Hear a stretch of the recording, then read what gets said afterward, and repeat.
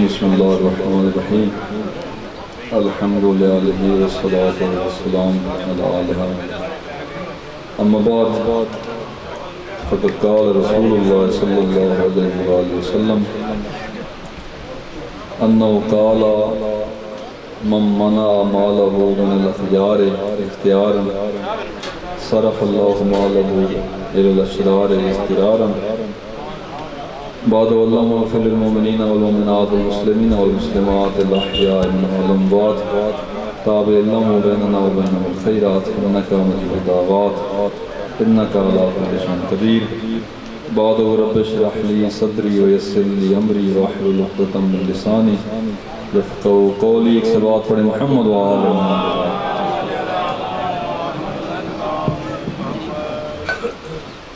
میں نے قرآن مجید کی جو آیات آپ کے سامنے تلاوت کرنے کا شرف حاصل کیا تھا ان کا سرسری طور پہ میں ترجمہ آپ کے سامنے پیش کر دوں. عزیزان بزرگان، ہمارے کل پہ، ہماری فوتیوں پہ، 40ویں پہ یا شب جمعہ قرآن پڑھا جاتا ہے، لیکن ایک قرآن کے بارے ایک ضروری ترین نقطہ جس سے ہم تھوڑا غفلت کا شکار ہیں، قرآن کو فقط پڑھنا کافی نہیں ہے بلکہ قرآن کو سمجھنا بہت ضروری ہے. اس کو ترجمہ، اس کی تفسیر اور حاشیہ، یہ انتہائی ضروری اور مہم ترین چیز ہے. یہ جو پروگرام ہے، ان پروگراموں کے اندر تو جو مدد اسی وجہ سے آتا ہے، ایک خاص مقصد کے لیے ان پروگراموں میں آتا ہے تو حق بنتا ہے تھوڑا غور و فکر کیا جائے، تدبر کیا جائے، تفکر کیا جائے آخرت کے بارے. اور دیکھیں نا، یہ جو آیت میں نے پڑھی ہے اس کے اندر خالق دو جہان نے بیان کیا ہے کہ کسی کی موت کا کوئی وقت معین نہیں ہے، کسی وقت بھی جا سکتا ہے. خالق دو جہان کی ذات بہتر جانتی ہے کس وقت اس نے کس کو بلا لے، اس کے لیے تیاری کے لیے یہ آیات. سورہ منافقون کی یہ 4-5 آیتیں میں نے آپ کے سامنے 9، 10 اور 11 نمبر آیت میں نے آپ کے سامنے تلاوت کرنے کا شرف حاصل کیا. انتہائی سبق آموز آیتیں سورہ مبارکہ المنافقون.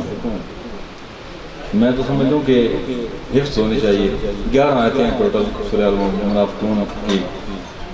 خالق دو جہان فرمایا کہ یا ایھا الذین آمنوا لا تلھکم اموالکم ولا اولادکم عن ذکر اللہ. اے صاحبان ایمان، تمہارے مال اور تمہاری اولادیں تمہیں اللہ کی یاد سے غافل نہ کر دیں. یہی چیزیں ہمیں غافل کرتی ہیں نا، 2 چیزیں. لیکن جن کی طرف اللہ تعالیٰ نے اشارہ دیا ہم انہی کے شکار ہیں. تمہیں تمہارے اموال، تمہاری اولاد عن ذکر اللہ، اللہ کی یاد سے غافل نہ کر دیں.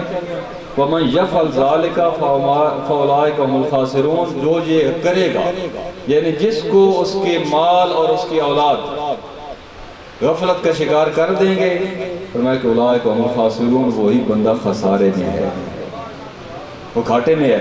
اور فرمایا کہ اگلی آیت کے اندر وَأَنفِقُوا مِمَّا رَزَقْنَاكُم مِّن قَبْلِ. میرے موضوع چونکہ میں جو میری تیاری تھی آج اسی حوالے سے تھی، انفاق فی سبیل اللہ، اللہ کی راہ میں خرچ کرنے کے حوالے سے میں نے 1-2 آیتیں اور 1-2 حدیثیں آپ کے سامنے پڑھنی تھی. تو فرمایا کہ وَأَنفِقُوا مِمَّا رَزَقْنَاكُم. اللہ تعالیٰ کے یہ قرآن مجید کے لفظوں کی سیٹنگ اور ترتیب دیکھیں. فرمایا کہ اللہ کی راہ میں خرچ کرو. اب دیکھیں جب لگانے کی بات آئے تو ہم پریشان نہیں ہو جاتے. لگاؤ، کوئی فنڈ مانگے، کوئی چندہ مانگے، ہم پریشان ہو جاتے ہیں. اللہ تعالیٰ نے پہلے یہ بات کی، کہا کہ وَأَنفِقُوا، اللہ کی راہ میں خرچ کرو. پھر بڑا عجیب جملہ فرمایا کہ مِمَّا رَزَقْنَاكُم، جو ہم نے تمہیں رزق دیا ہے. اپنا بے شک نہ کرو. یہ ترتیب دیکھیں، انفقوا مما رزقناکم، جو ہم نے تمہیں رزق دیا. اب جو مسلمان اور مومن اور کلمہ گو ہے بات کا بلند کر کے ذرا کہے کہ یہ اللہ کے یہ میرا اپنا ذاتی ہے. ہماری ہر سانس بھی اللہ تعالیٰ کی دی ہے، وہ بھی اللہ کا رزق ہے. اور اگلی آیت کا ٹکڑا فرمایا کہ من قبل ان یاتی احدکم الموت، اس سے پہلے کہ تم میں سے کسی کو موت آ جائے اور پھر جب مر جائے گا تو کیا کہے گا؟ فَيَقُولُ رَبِّ لَوْلَا أَخَّرْتَنِي إِلَىٰ أَجَلٍ قَرِيبٍ، میرے اللہ تھوڑی اور مہلت کیوں نہیں دی تھی فَأَصَّدَّقَ وَأَكُنَ مِنَ الصَّالِحِينَ، میں اللہ کی راہ میں مال خرچ کرتا اور صالحین میں سے ہو جاتا. حسرت کرے گا وہاں پہ جا کے تھوڑی اور میرے اللہ مہلت دیتا تو میں اللہ کی راہ میں خرچ کرتا اور صالحین میں سے ہو جاتا. وَلَن يُؤَخِّرَ اللَّهُ 11ویں آیت خالق دو جہان فرمائے کہ وَلَن يُؤَخِّرَ اللَّهُ نَفْسًا إِذَا جَاءَ أَجَلُهَا، جب کسی کی موت آ جائے گی تو اللہ تعالیٰ کسی کو لمحہ بھر بھی مہلت نہیں دے گی. جب اجل ہوا، جب موت آ جائے گی تو پھر مہلت کوئی نہیں ملے گی. واللہ خبیر بما یعملون، جو کچھ تم کر رہے ہو اللہ تعالیٰ کو اس کی خبر ہے، اللہ تعالیٰ اس کو جانتا ہے. عزیزان و بزرگان، سوال کیا ایک شخص نے فرزند رسول امام حسن مجتبیٰ علیہ السلام سے، مولا یہ جو کوٹھیاں ہیں میری، یہ میرا بینک بیلنس ہے، یہ میرا جو سرمایہ ہے، یہ دنیاوی میری سہولتیں ہیں، یہ مجھے بڑی پیاری ہیں، کیا ممکن ہے کہ ان کو میں آخرت میں منتقل کر سکتا ہوں، ادھر بھیج سکتا ہوں منتقل، یہ جو ماحول میرا ہے ادھر مجھے جو ہے وہ مل جائے. مولا نے فرزند رسول نے علم لدنی کے وارث نے میرے مولا نے فرمایا کہ کیوں نہیں کر سکتے، منتقل کر سکتے ہو. کہ مولا طریقہ کیا ہے؟ فرماتے ہیں آتے ہیں یتیم و مساکین فقراء تمہارے دروازے پہ، ان کے کندھوں پہ لاد دو، اللہ تعالیٰ تمہیں آخرت میں دے دے گا. اور کیسے دے گا؟ فرمایا کہ من جاء بالحسنہ فلہ عشر امثالہا، جو اللہ کی راہ میں ایک عطا کرے گا اللہ تعالیٰ اس کو 10 گنا عطا کرے گا. جو پلٹائے گا پھر اضافے کے ساتھ پلٹائے گا. میں جو ہے وہ میرے موضوع میں ایک روایت تھی، حضرت موسیٰ نبی کے دور میں 2 میاں بیوی تھی، میں تفصیل سے بیان کرتا اگر وقت ہوتا تو، لیکن میں اشارتاً ان کی اللہ تعالیٰ کو نیکی پسند آئی تو وہی بھیجی موسیٰ نبی کے ذریعے. موسیٰ ان کو گھر بلا اور انہیں کہتے ہیں اللہ کہہ رہا ہے کہ تمہاری نیکیاں کوئی پسند آ گئی ہیں، تمہاری آدھی زندگی غربت کی ہے، آدھی زندگی امیری کی، تمہاری اپنی مرضی چوائس ہے، پہلی آدھی زندگی لے لو امیری کی یا اگلی آدھی امیری کی لے لو، ایک غریبی کی، آدھی غریبی کی، آدھی امیری کی. تاکہ اے اللہ کے رسول ہمیں موقع دیا جائے، ہم گھر میٹنگ کریں گے، صلاح مشورہ کریں گے، پھر بتائیں گے. گھر جا کے بیوی سے مشورہ کیا، بیوی نے کہا جی پہلے زندگی امیری کی لیتے ہیں، اگلی غریبی. اس نے کہا اس طرح کرتے ہیں پہلے غریبی کی لیتے ہیں، جوانی ہوگی ملا تو کھا لیں گے، نہ ملا تو بھوکے برداشت کر لیں گے، بڑھاپے کی زندگی میں ضرورت ہوگا مال وہ امیری کی لیتے ہیں. نہ بیوی نے کہا نہیں بس ٹھیک ہے پہلے تو کھاتے ہیں نا، پھر تو اس کونے میں میں اس کونے میں، پھر دیکھا جائے کہ بعد میں کیا ہوتا ہے. تو پھر انتخاب یہی ہوا کہ پہلی امیری کی، اگلی آدھی زندگی غریبی کی. تو کہتے ہیں کہ وہ گئے موسیٰ نبی کے پاس، ہمارا یہ فیصلہ ہوا کہ پہلی زندگی امیری کی آدھی، اگلی غریبی کی. اللہ کے نبی کلیم نبی کوئی دور پہ گئے کلام کی اپنے اللہ سے، میرے اللہ ان کا یہ فیصلہ ہے. تو کہا بس ٹھیک ہے، کل سے ان کا امیری کا سسٹم نظام شروع ہونے والا ہے. اللہ تعالیٰ کا جو قادر مطلق کا تھا وعدہ تھا، پیسہ آنا شروع ہو گیا، مال آنا شروع ہو گئے. تو کہتے ہیں 2-3 دن تک بڑے خوش ہوئے ہماری امیری شروع ہو گئی. تیسری دن میاں بیوی نے مشورہ کیا کہ روٹیاں ہم نے وہی 3-4 روٹیاں کھاتے ہیں جو پہلے کھاتے تھے، کپڑے ہم نے وہی پہننے ہیں جو پہلے جتنے پہنتے تھے، جوتے ہم نے اتنے ہی پہننے ہیں کہ جتنے پہلے پہنتے تھے، کہ کیوں نہ یہ جتنا اللہ کا مال ہے یہ سارا غریبوں مساکین کے اندر تقسیم کرتے جاتے ہیں.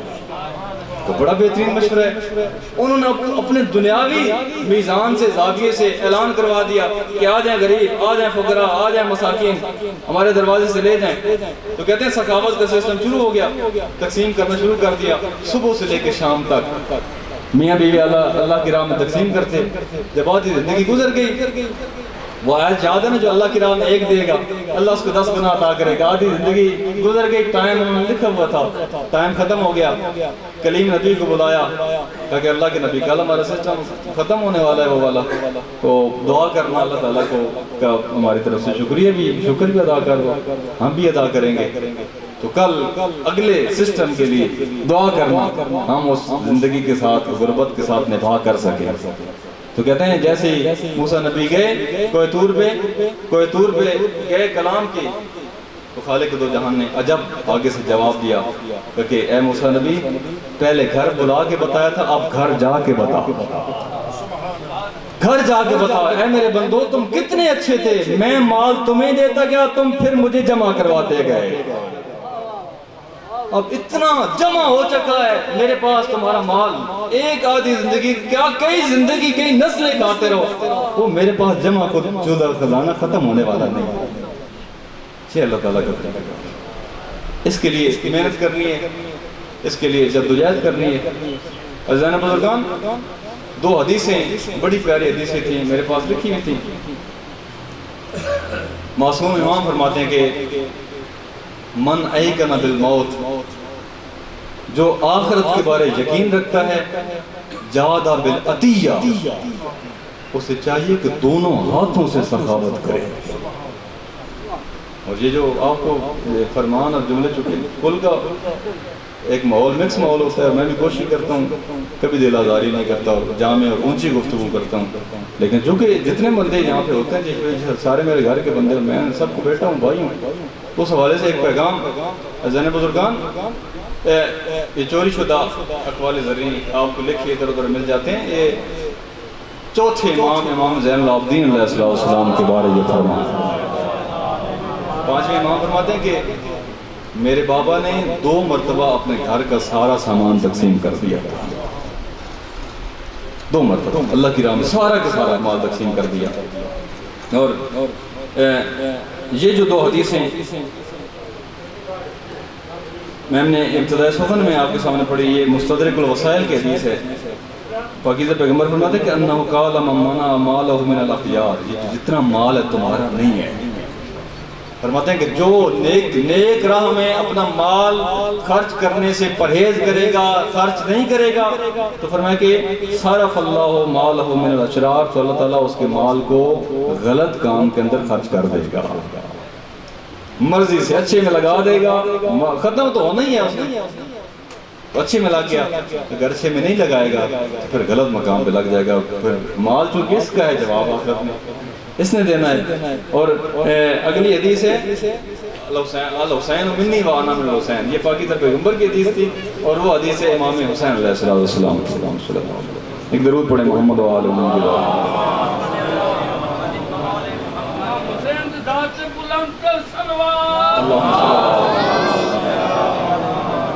یہ بحال الانوار کی حدیث ہے، اور یہ 3 جملے جو حدیث کے ٹکڑے ہیں یہ یاد کریں میرے جوان دوستان، دعا کریں گے، کتنی پیاری اور کتنی قیمتی حدیث تھی۔ میرے مولا فرماتے ہیں مالکا ان لم یکن لکا کنت لہو، اگر مال اپنے مال کو تم اپنا نہ بنا سکے تو تم اس کے بن جاؤ گے۔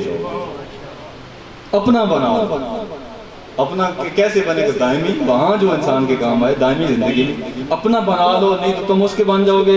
فرمایا کہ فلا تبقى علیہ فإن لا يبقى علیک، اس کے لیے باقی نہ رہو مال کے لیے، کیونکہ وہ تمہارے لیے باقی نہیں ہے۔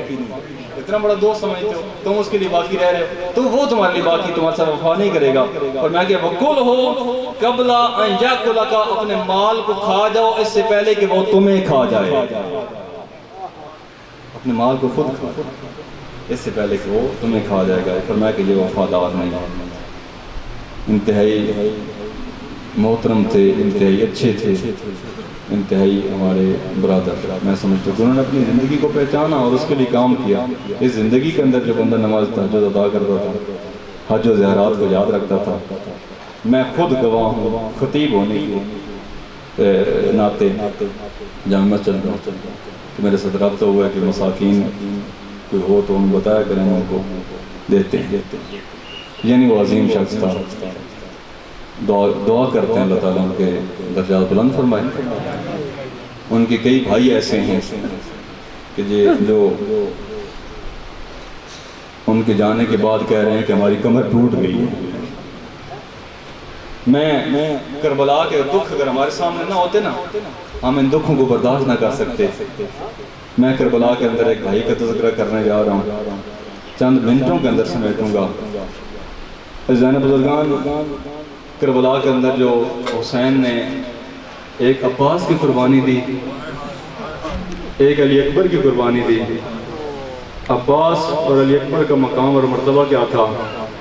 کہتے ہیں مدینے کی گلیوں میں جب دونوں چچا بھتیجا ہاتھوں میں ہاتھ ڈال کے نکلتے تھے نا، تو مدینے کے لوگ اپنی دکانوں کے دروازے بند کر دیتے تھے، بازار بند کر دیا کرتے تھے، اور یہ جملہ کہتے تھے آؤ جس نے محمد کو نہیں دیکھا تھا اکبر کو دیکھ لے، اور جس نے علی کو نہیں دیکھا تھا عباس کی زیارت کر لے۔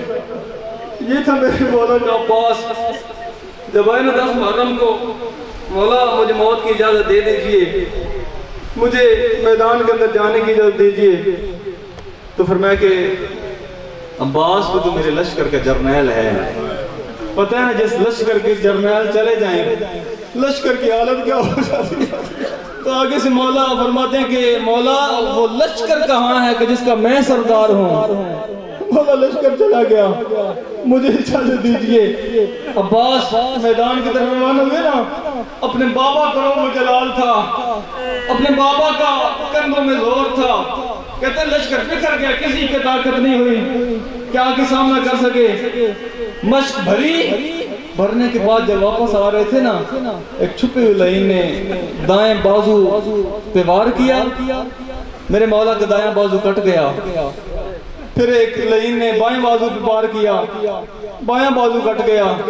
مشق کو اپنے دانتوں میں سنبھالا، یا کسی نے تیر مارا جو آنکھ کے اندر لگا، تیر مشکیزے کے اندر لگا۔ بی بی ام المنین مدینے کے اندر جب یہ قافلہ لٹ کے واپس آیا تھا نا، بشیر ابن یزلم ماری نے ام البنین کے سامنے جو شہادت پڑھی تھی نا، بس میں 2 جملہ کہتے ہیں مولا کی شہادت اس انداز میں پڑھتا ہوں۔ ام البنین کے دروازے پہ جب سفید بالوں والی ایسی ماں جس کے 4 بیٹے کربلا میں قربان ہو گئے تھے، بشیر پریشان تھا کیسے ماں کو بتاؤں گا، ایک بیٹے کی شہادت اور موت کی خبر دینا بڑی مشکل ہوتی ہے، اس ماں کو تو 4 بیٹوں کی موت کی خبر دینی ہے، کیسے ماں برداشت کرے گی۔ کیسی قریب گیا نا، کہا کہ بی بی آپ کی کچھ بچے حسین پہ قربان ہو گئے، پردہ کیا بشیر نے، آپ کے کچھ بچے حسین پہ قربان ہو گئے، آگے عباس وفادار کی ماں کی وفا دیکھیے گا۔